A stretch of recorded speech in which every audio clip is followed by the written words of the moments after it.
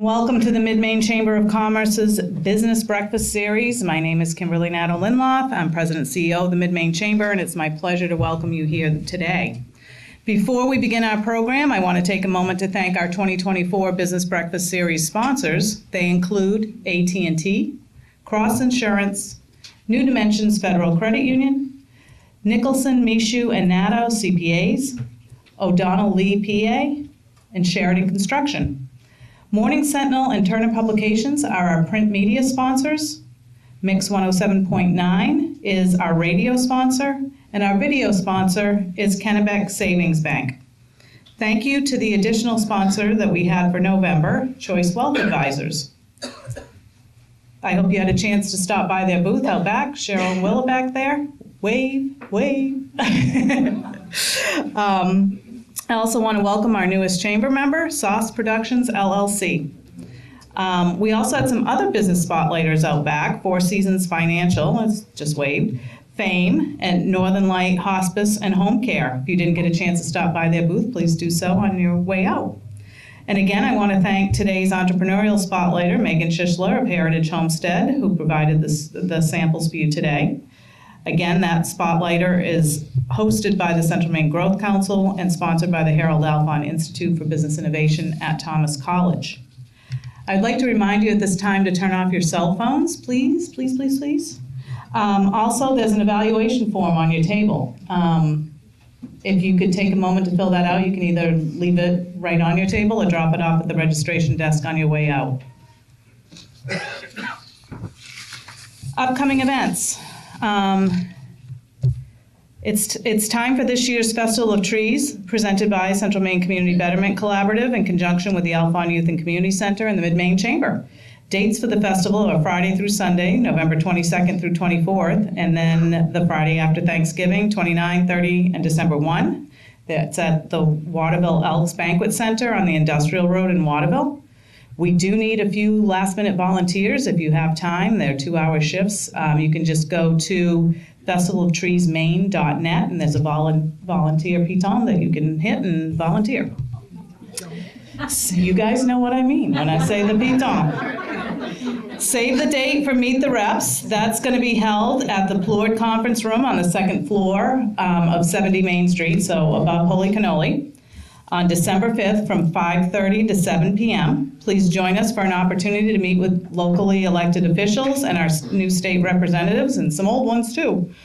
Our next business breakfast is going to be held right here on Thursday, December 12th, and it's entitled Choosing the Right Marketing Platforms to Attract Customers and Reduce Ad Spending. Marketing and Program Manager Dan Reed of SCORE Maine will explore how to know your audience, given that knowledge is power. This will help you choose the correct platforms where your clients make buying decisions. They're held again in this room from 7:15 to 9 a.m. and to register you can just go to the Chamber's website, midmainechamber.com. We're holding a leadership luncheon with President Karen Normandin. Karen, yay. We're doing that on Wednesday, December 11th from 11:30 to 1 at Amici's Cucina on Main Street in Waterville. Again, registration's available at the Chamber website. And our next business after hours will be held Wednesday, December 18th. It's being hosted by Skills Inc. at the Urban Community Support Center in Hinckley. That's from 5:30 to 7 as well. Today's presentation is focused on the new Paid Family and Medical Leave Act that will go into effect in 2025. There is going to be time provided at the end for Q&A. I'm going to turn the mic over now to VP of HR and Diversity for Thomas College and Chair of the Chamber Board, Michelle Jolalabi, who will introduce our speakers. Michelle? Thank you, Kim. Good morning, everybody. Good morning. It is my pleasure today to introduce Peter Lowe and David Ciullo. If you have not heard this duo before, you are in for a treat. Peter Lowe is a partner with the law firm of Brann Isaacson with offices in Lewiston and Portland. Peter advises clients on labor and employment law and education law. Peter serves as employment counsel for numerous employers in Maine, including LL Bean and some of Maine's largest cities and school districts. He also represents many nonprofits. Peter has been recognized as a best lawyer for representing management in employment law since 2013. In addition to advising clients, he regularly conducts independent outside investigations.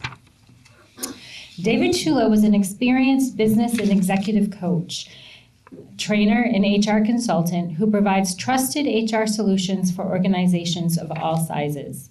He is the CEO of Career Management Associates, a Northern New England HR consulting firm, HR thought leader, and speaker.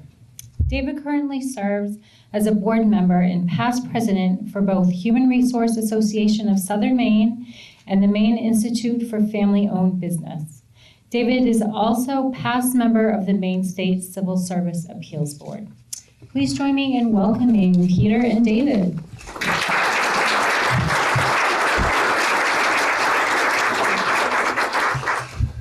I'm going to just experiment without the mic. Can you hear me loud and clear back there? I know there's a little corner there, but I prefer not to hand it off. I'm Peter Lowe, Dave Ciullo. Hello. My picture is much more recent than Dave's up there. Can you see that? Do it. Dave is like fresh-faced and probably must have been about 30 years ago. Mine is at least 25 years old.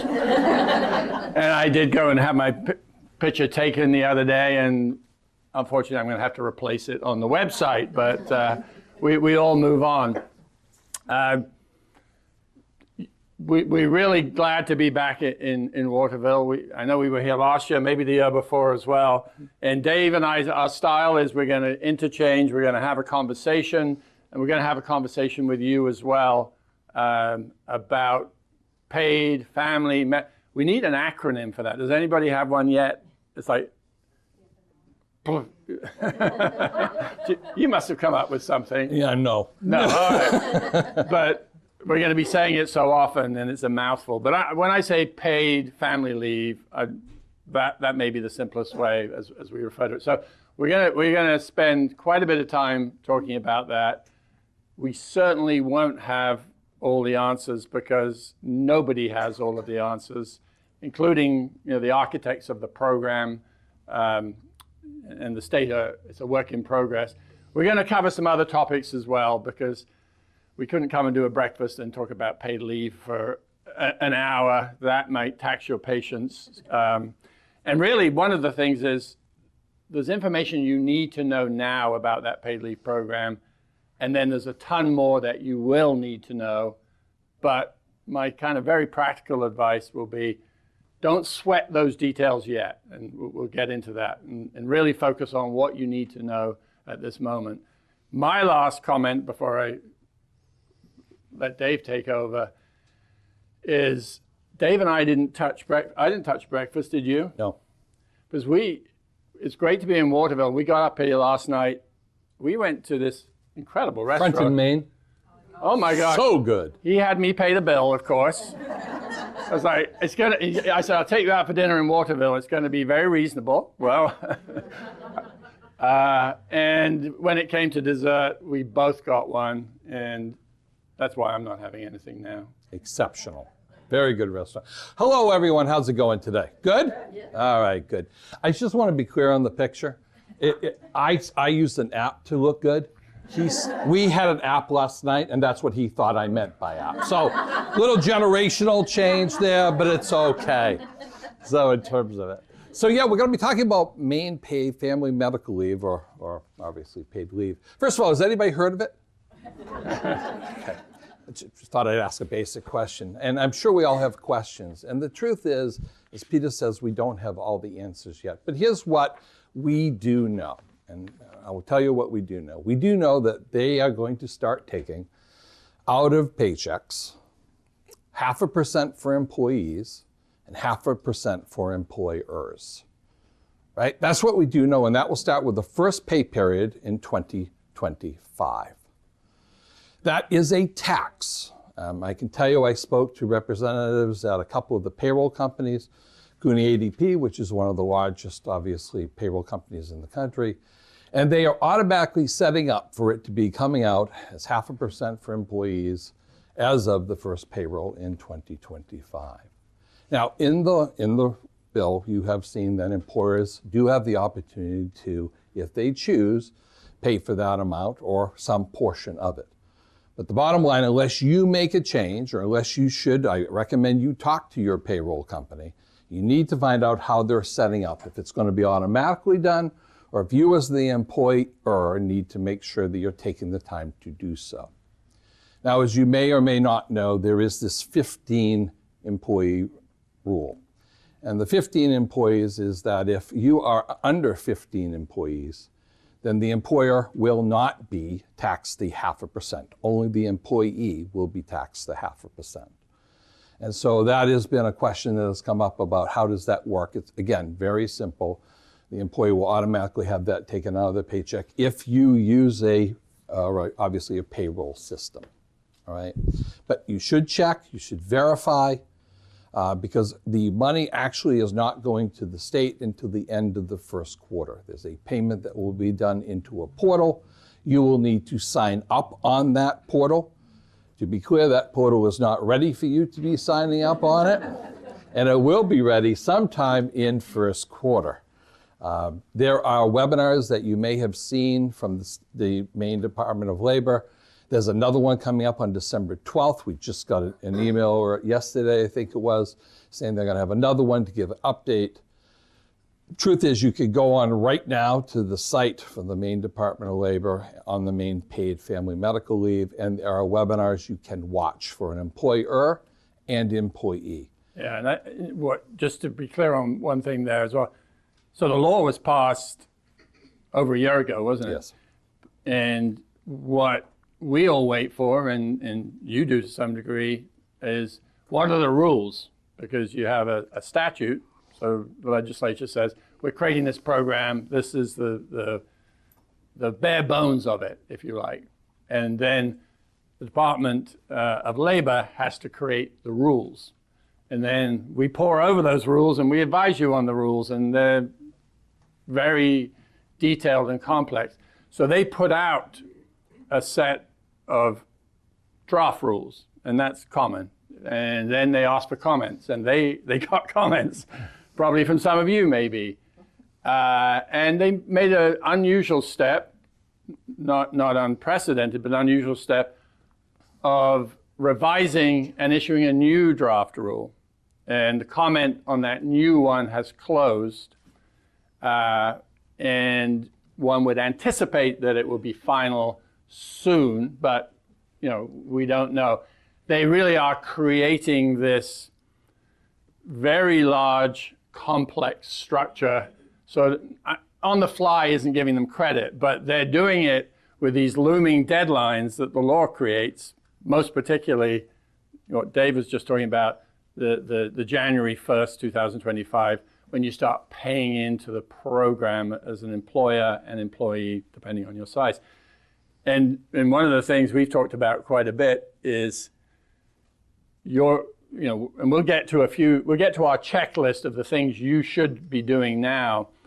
But one of them will be, so those of you in HR in particular are going to be dealing with sort of it is an employee relations issue, because you'll be deducting from your employees' checks, if that's the way you approach it, but there will be no benefits available to employees until May 2026, or at the earliest, potentially August. Yeah.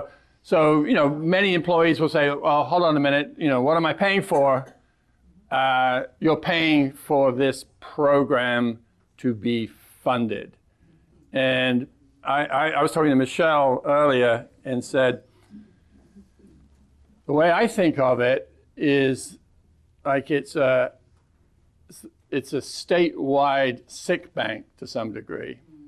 And, I've worked with clients who have sick banks, and managing your own sick bank can be, and all the leave issues that go with it, can take a lot of time. This will be almost every employer in the state. There is a private plan option. I don't think we'll get far into that today, but in order to manage a plan of that size, you can imagine the infrastructure they need to build. And that's all happening, but there's an awful lot to be done. Maybe we should we got a few slides on, we're living and breathing it right now, and I realize some of you out there are like, yeah, I've kind of vaguely heard of this, but what is it? So we've got a few real basics, and we've got the date up there, and which we just talked about. But it's this bucket of paid leave, and it was established by the statute, by the law, at 12 weeks, and it will be in a benefit year. So it'll be, and as I said, some things you don't need to know yet, but this will be what you'll need, obviously, once this program does take effect in the following year. And there are, for those of us who live in the leave world, you've already got this myriad of different leaves. So all of us are familiar with family medical leave. And then we have a Maine family medical, which is subtly and slightly different. Then you have, and I'm not going to go into detail on any of this, but then you have a leave under the Americans with Disabilities Act. And then there's a Maine sort of family violence leave, and of course other leaves like bereavement leave, and then you've got your own sick leave and PTO.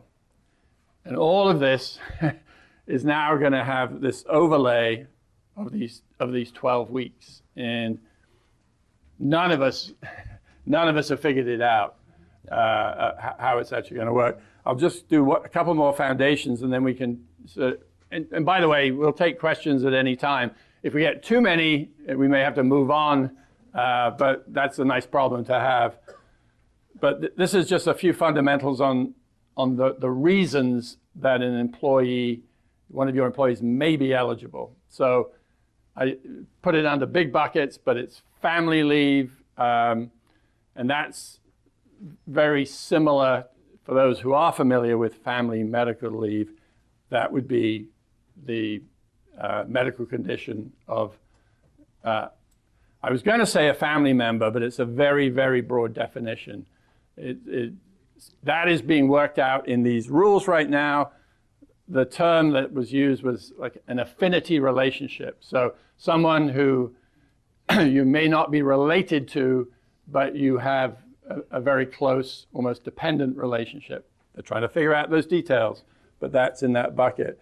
Medical leave is what it sounds like, is where it's your own medical condition means you can't work, or you can't work full-time, or you can't work, you need to intermittent. Safe leave is related to domestic violence related issues. There's already a Maine law on that, but this is now much more specific. And then it also, like FMLA, deals with family members being deployed. So those are the biggest buckets that this leave will be available to your employees for. And then last foundational one, the law talks about 3 types of leave. So we're all familiar with a full leave. I have to go and have surgery, and I'm going to be out, surgery on my back, I'm going to be out for 8 weeks. That would be an obvious example of a full leave. Intermittent might be I'm receiving chemotherapy, and I will be getting treatments every 2 weeks, and I'm out the following day and the day of the treatment. That would be intermittent leave.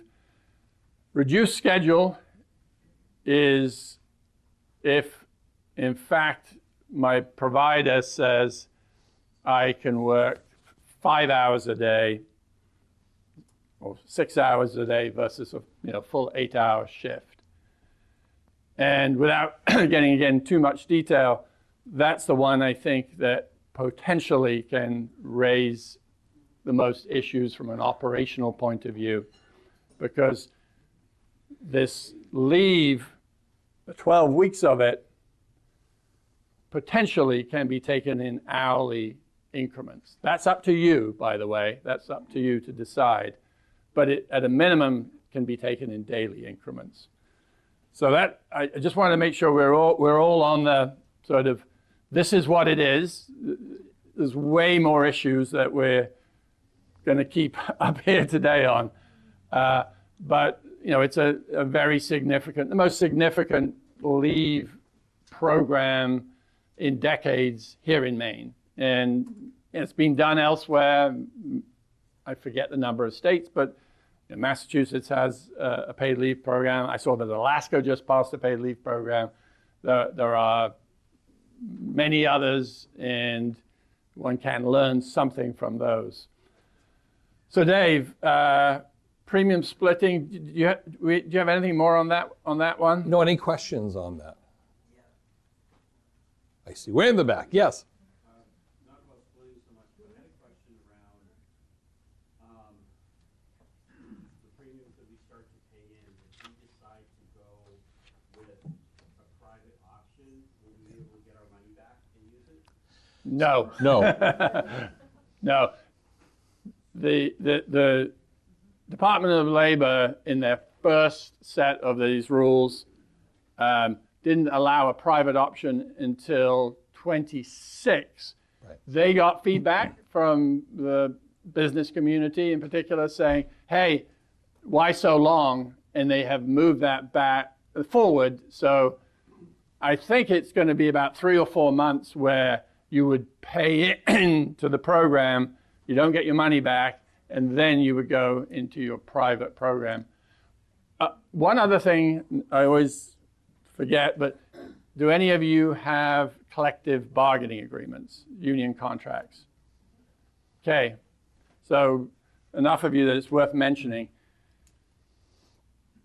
There's a different rule for if you're in the public sector versus the private sector.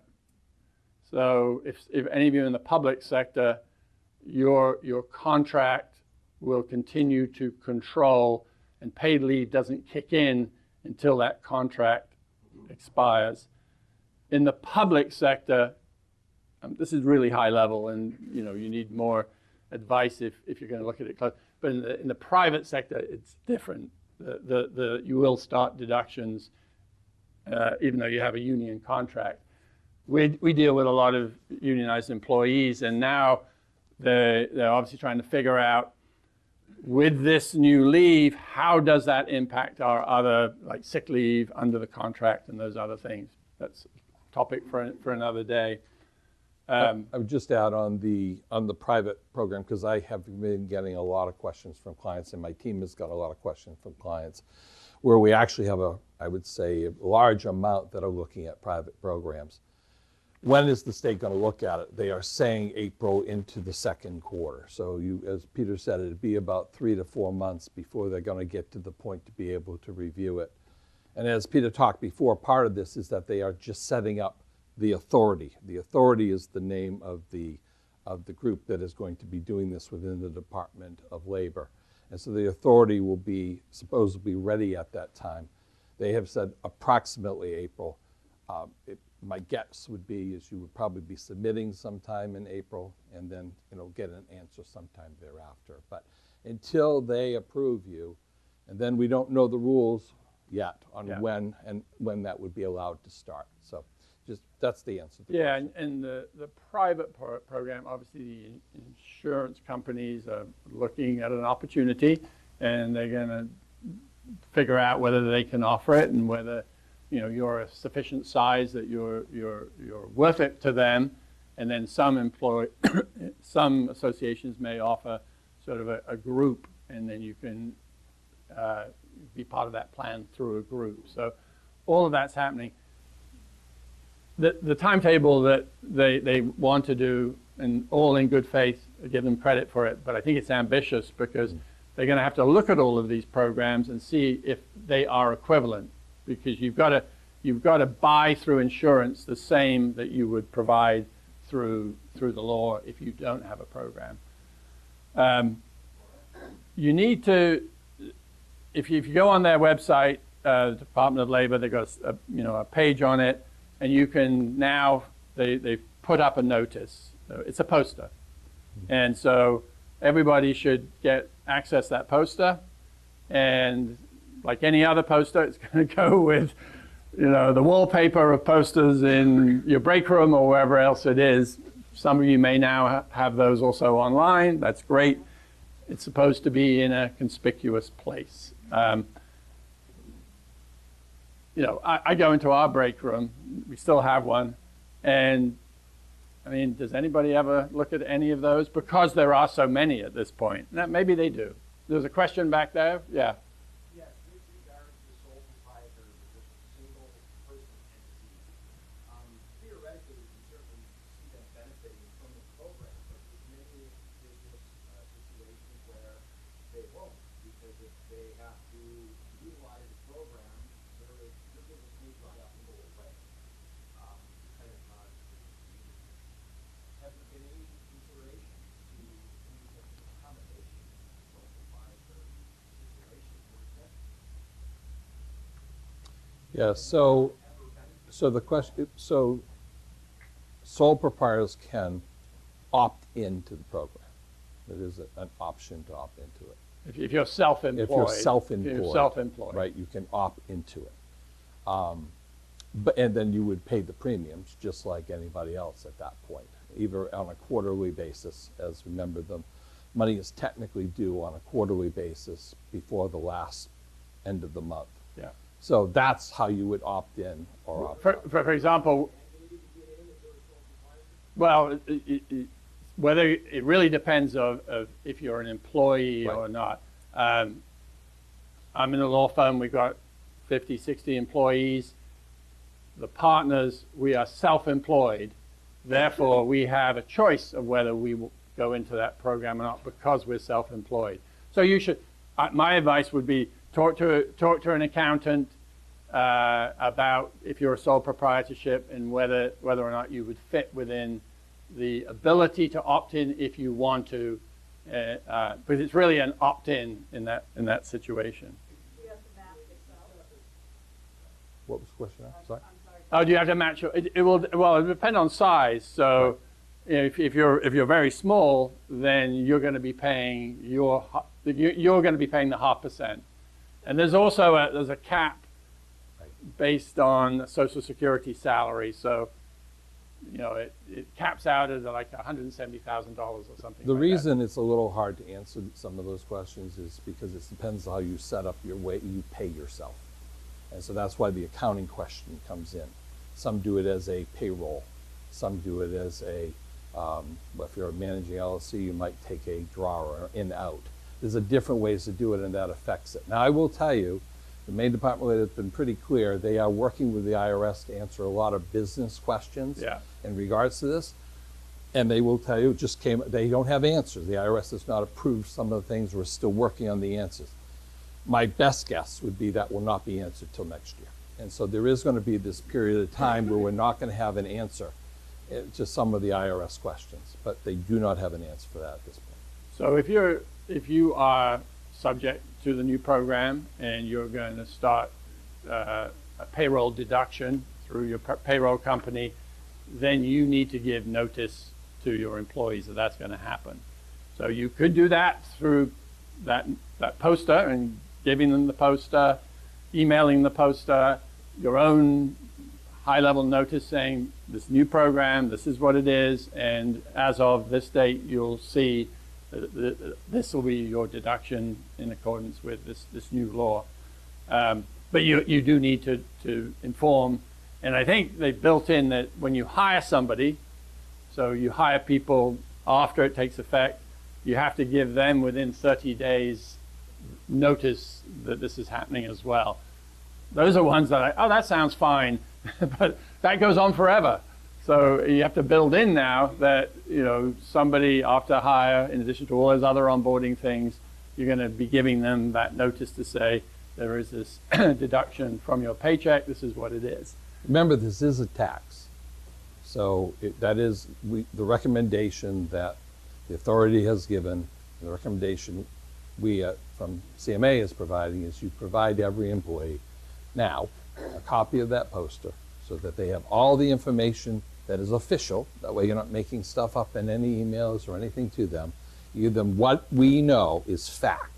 Provide that email, that posted to every employee. Inform them that a tax is going to be taken out, as it says on there. And then you can work with the employees in regards to if you're under 15 about what you might do, or over 15 if you want. But what is a little different about this law is that usually they'll say, okay, this is the way this payroll tax will work. It is contained in the law that says, oh, by the way, employer, you could pay that 0.5%. So I'm aware of some employers who have made that decision. And I work with a lot of school districts. So if Winslow decides that they're going to pick up that 0.5%, I'm making that up, I have no clue if they do, then Waterville is going to be asked to do the same at their next negotiation. Say, hey, over the river, that's picked up. Once you do it, and I'm not saying good or bad or indifferent, you make your own decisions. But what we've always learned is once you do it for one group, so you do it for the teachers, it's almost impossible, from an equity point of view, not to do it for everybody else. So that number suddenly becomes far, far more significant, as it for everybody. I've got up here, count your employees. For those of you who are close to 15, if you're in that gray area, then you need to look at that closely, because there are rules about who is counted and who is not. I'm going to keep it at that really high level. And then if you have employees in other states, there's a whole test or formula whether or not they count towards 15, and in fact, whether or not you pay the taxes and they pay the taxes. So that's a devil in the details issue, and there's also like a 4-part test that's in the law and presumably in these new rules. We have one just question. Yes. Yes. When you go back to the new hire, do you have to provide 30-day notice to the new hire before you can then start collecting the tax from them? No. That's a really good question. No, I think you have to collect it right away. And so whoever wrote the law said, well, 30 days is reasonable, within 30 days of hire. I mean, it would obviously be good to do it as part of your onboarding and say, that's the hey, recommendation. But a key issue, a really important one, just to reemphasize, is if you're close to that 15, there's some careful counting that you need to do, because if you get it wrong and you say no, we're actually below that because we don't count these people over here, there are some significant penalties, because you wouldn't be paying the 0.5%, and built into the law for if you're not in compliance, there's some rather significant penalties. We'll get to that a little bit later on not just paid leave, but Maine generally has significantly increased penalties recently for non-compliance. And you know what? Saying it was a mistake, we didn't mean to do it, we're a good employer, those fines, they may be negotiable, but they're still significant and hefty. And that's a new initiative coming from the Department of Labor. Dave, accessing the portal, you talked about that a little bit. Yeah, there is no portal, be ready in first quarter. That's what we're told. So accessing, stand by. And then you have to figure out what are wages. Yeah, the latest information is based on gross wages. It's Yeah. not based on net. There is no deductions that I'm aware of as of right now today. It's based on the total amount of wages. That just came out. Yeah, that just came out. Another resource for you, on the Department of Labor website, they have a Q&A, and what they'll do is they'll update the Q&A, and you'll be looking at which of the new answers. There was a few more that they provided, and this was one of them, and they will keep updating that. Yeah, I do want to mention, if you have not gone to the Maine Department of Labor website on the paid family medical leave page and signed up for alerts, you should, because we get them all the time, and every time they add a Q&A, there's an alert, new Q&A. What it really means is at the bottom, there's a new one listed on it. Or they've updated one of the other ones on the page. So just be aware of that's the We got a best way. question right here. Yeah, you. So what about stipends? Are those considered wages? If you pay your employees for not taking your health insurance, or you give them a food allowance, so there's two different things of things. Are those considered wages? You know, I honestly don't know, but I suspect they will be considered as wages. It'll be something they may give guidance on. If you're not sure, that's a perfectly good question to ask the Department of Labor. See if you get an answer to that. I suspect it is. What I've seen so far is, overtime is, commissions are. So I would expect that all of those are going to be considered as wages. If it's considered income, to our knowledge, it is is considered in the amount, yes. When putting the half percent into our payroll system, is it going to be pre-tax or post-tax? Pre-tax. So really the focus is that January date and the start of making the deductions, if that's applicable to you. Yeah, one question there. What about the wages of owners? Do they have to contribute as well? It will depend. When Dave said earlier how they are paid, are they on payroll? Are they? I'm getting way beyond my tax knowledge right now, Right, but yeah. there's an FEIN. Are you familiar with that? Yeah. Federal. And I saw some recent guidance that said if you're listed on that FEIN, then you would be considered. I don't take that to the bank. I think the accountants deserve some I think you questions have in to this. ask those two tax accountants. Right Yeah, now. yeah. And again, remember, the IRS has not worked with the Department of Labor to answer a lot of these questions yet, so we may not have a full answer to Yeah, that. right but at this time. it's If you get payroll. 20 if you get minutes. Payroll. Oh, good. Let's move. all right. So I can't tell my shaggy dog No, you story. can't tell your joke. No. It's all business this morning, isn't it? So, really, very quick. This is not what you need to be doing yet. I have some wonderful clients who are so on top of stuff. They're like, Peter, can you draft a new policy? Where's the new policy? Are you doing a new policy? And we say, yep, we're doing a new policy, but not yet. Because we really should see, what the final rules are. And, it's going to be, unfortunately, it's not going to be like a nice, everyone wants a one-page, simple, high-level policy. It's not going to be. And I'll just give you a little taster, and then we'll move on because of time. But those of us who work in employment, HR, employment law, know that one of the most challenging questions that you ask, and I see some of you out there who ask me this question, is, Peter, how, and it's all well-intentioned, but this person has been out now for this amount of time, our business is suffering, we're really glad to support them, but when is this too much? When have we given too much leave? And they'll hear my answer, will say, well, it depends if it's a disability, and their eyes are rolling, although I can see it now on Zoom. And then I say, remember the undue hardship conversation we have? And, okay, is it an undue hardship or is it not? And I said, I'd love to be able to say with, 100% certainty, but this world doesn't lend itself. The issue when I saw these rules come out that caused me as a lawyer, like one of the most biggest, I guess, concerns was undue hardship is baked into this law, but it appears that will be a decision made by the Department of Labor, which is a very big shift. And some of you may say, thank goodness, someone else is going to make it. But it may not work that well. I mean, with all due respect to the Department of Labor, I don't know who they're going to have hire.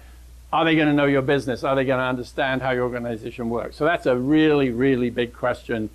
The new rule shifted that a little bit. It was very, very pro-employee. It's kind of moved a little bit more into the middle. And there's an appeal right. But my goodness, that undue hardship issue, stay tuned.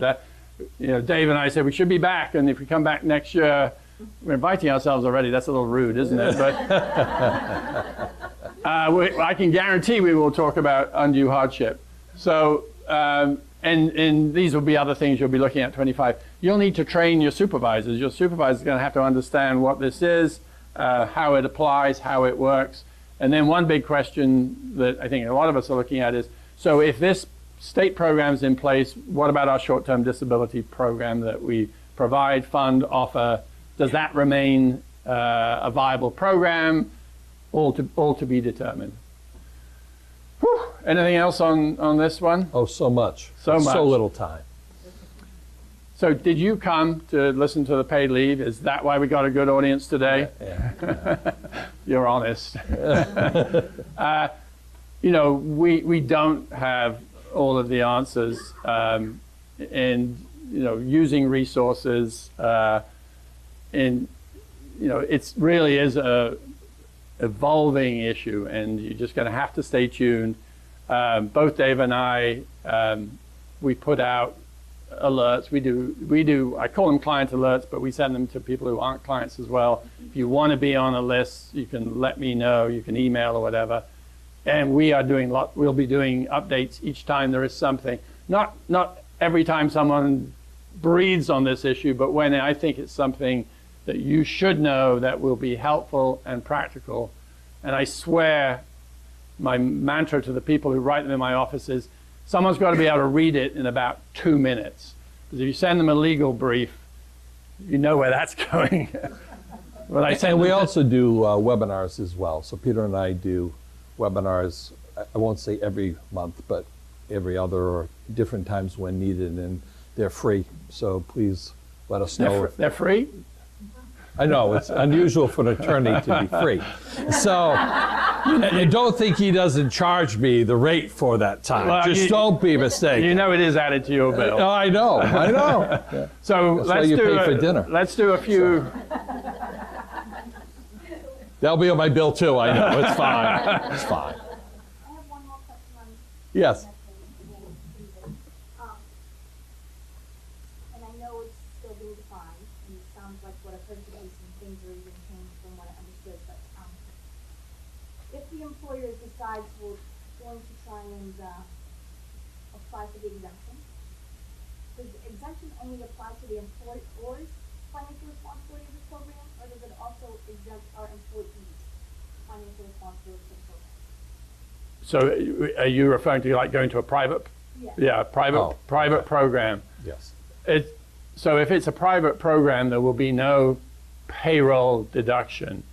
I haven't seen the details of the private program, but I'm assuming if it's a private program, then there can be a decision made about contributions.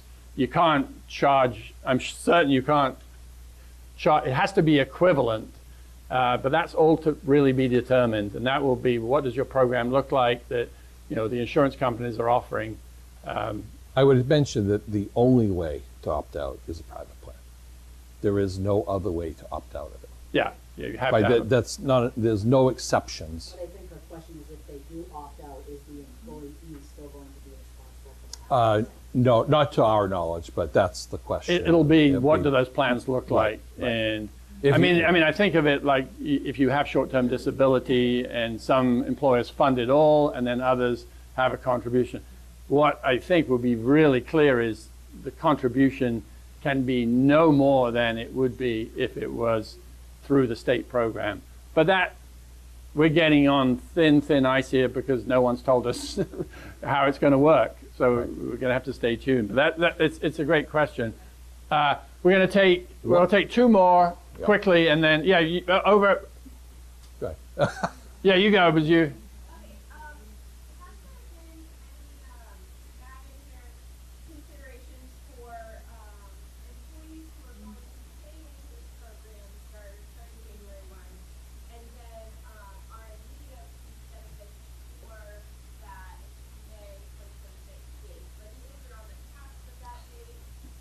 No. Think of it like the unemployment program.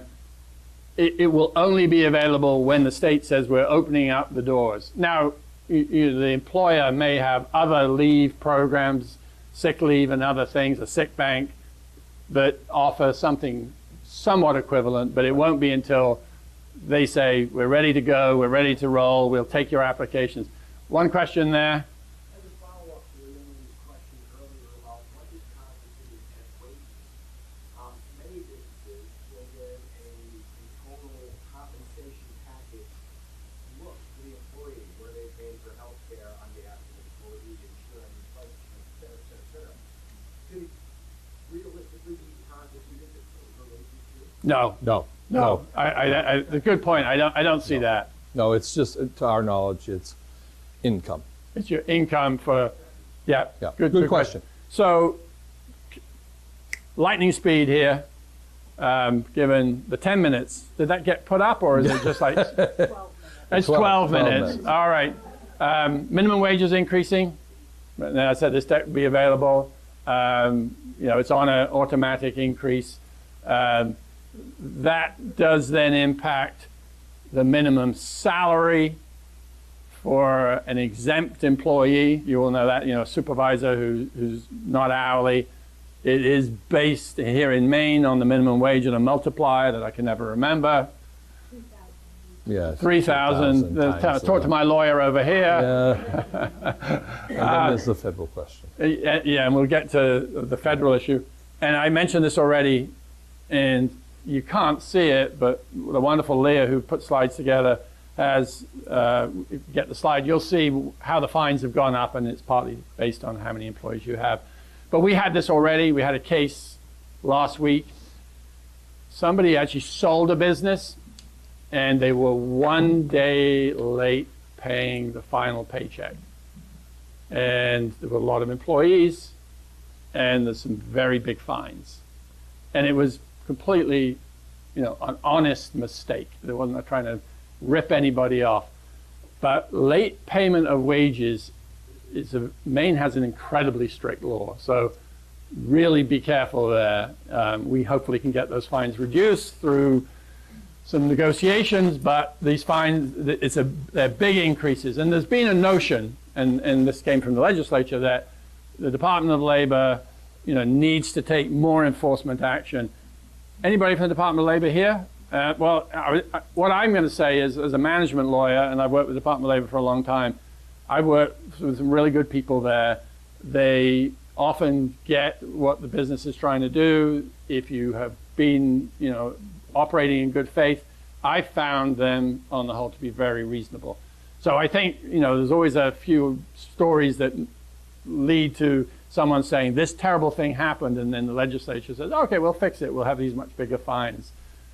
And so that's just part of reality. Yes? Yeah, what are the chances that the new federal minimum salary, CPA 56, will be over?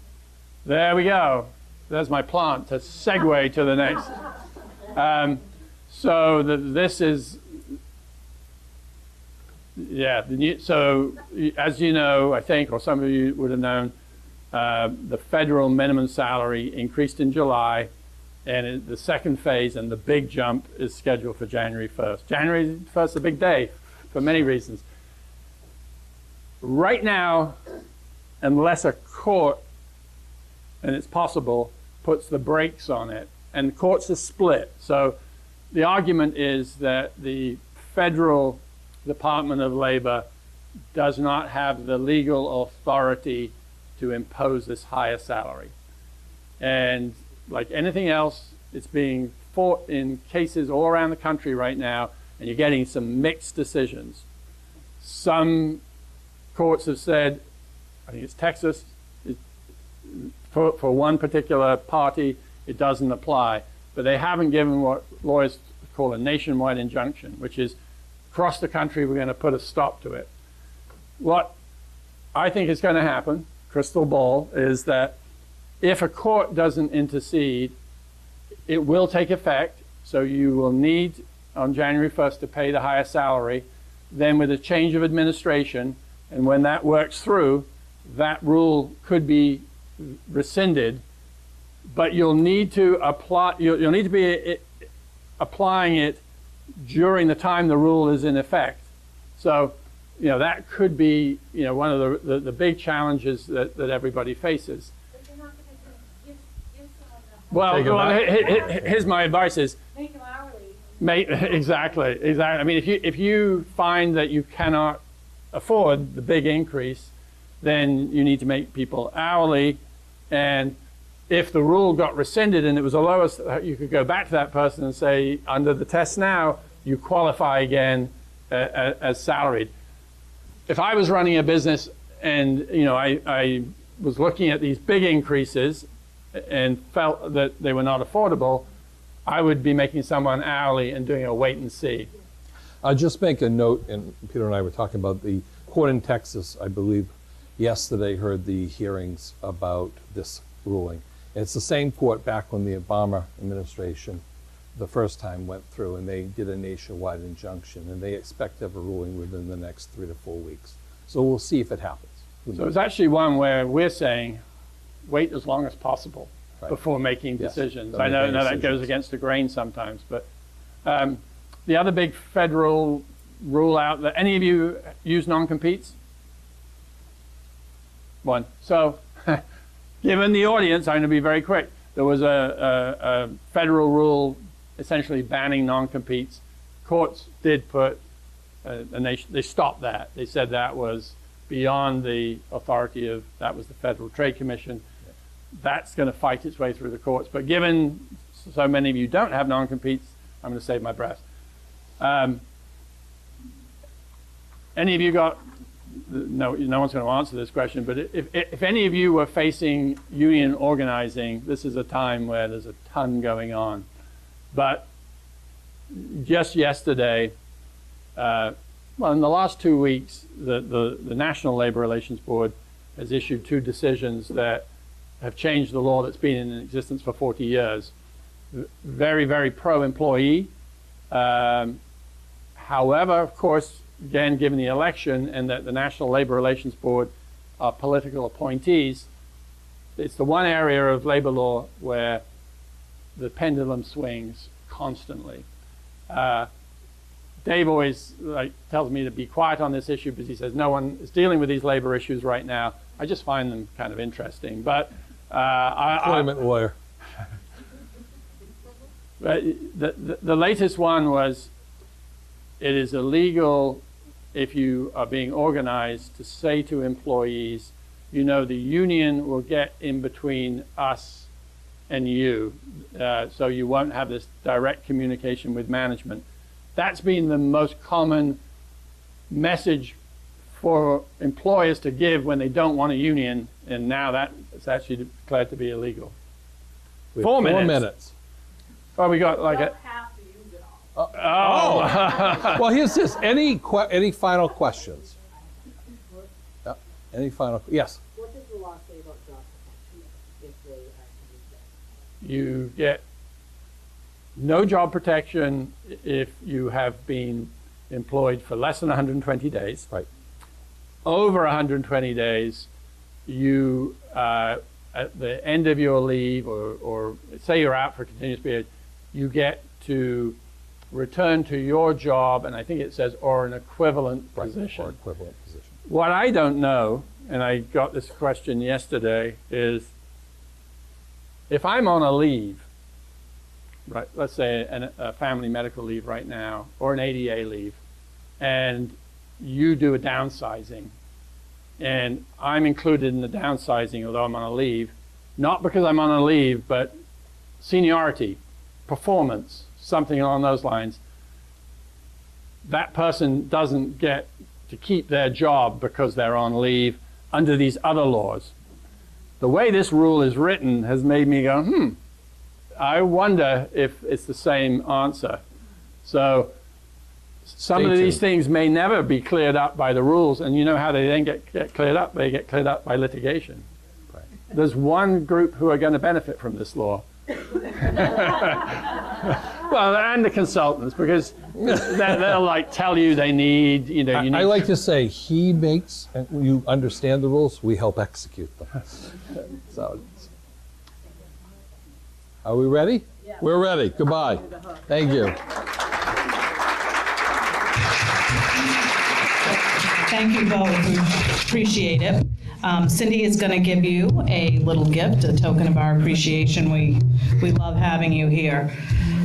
We are now going to do the door prize drawings, and we have quite a few today, so I'm going to try to go pretty quickly. Jamie, you might need to help Cindy because I'm going to fly through these. If you're here still, please raise your hand. Our first door prize is a $10 Sella Tea Cafe gift card donated by Sella Tea, and that is going to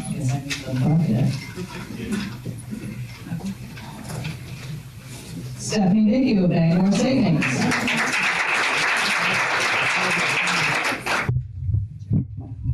Now we have 2 Life is Good beverage koozies donated by Coldwell Banker Floyd Real Estate, and that's going to Jason Frost from the Waterville Fire Department.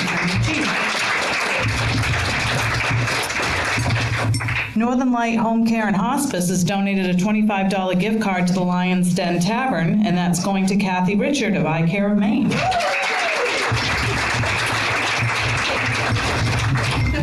We have a $10 gift card and coffee mug donated by Aroma Joe's, and that is going to Bobby Joe Green from the City of Waterville.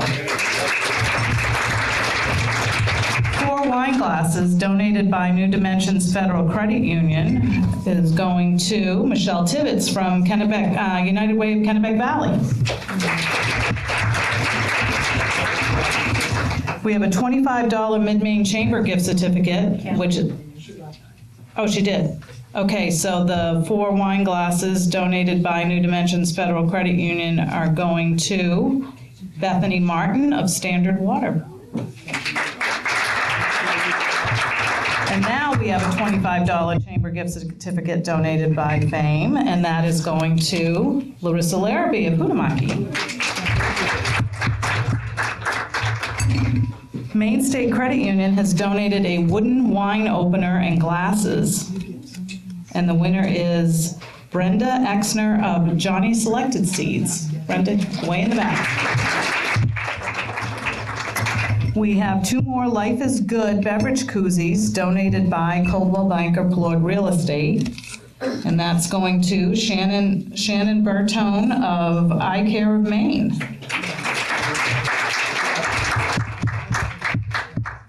Northern Light Home Care and Hospice, one of our spotlighters, has donated a $25 Silver Street Tavern gift certificate, and that is going to Amy Dyer of Kennebec Water District.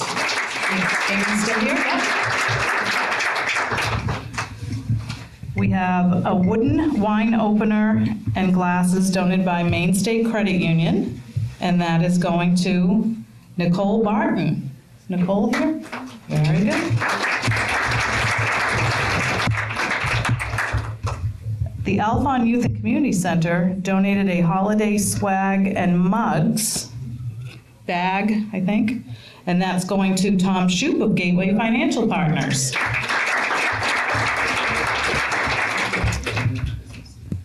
We have another $25 gift certificate, Mid-Maine Chamber gift certificate, good at over 180 chamber member businesses, donated by Finance Authority of Maine, and that is going to Cheryl Fowelling from Raymond James.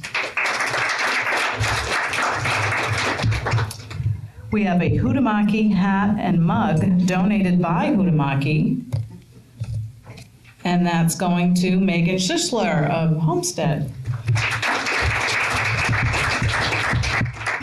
Hutamaki has also donated comfort cups and a $10 chamber gift certificate, and that's going to Nikki Desjardins from Central Maine Motors Auto Group. And she left, so she's not getting it.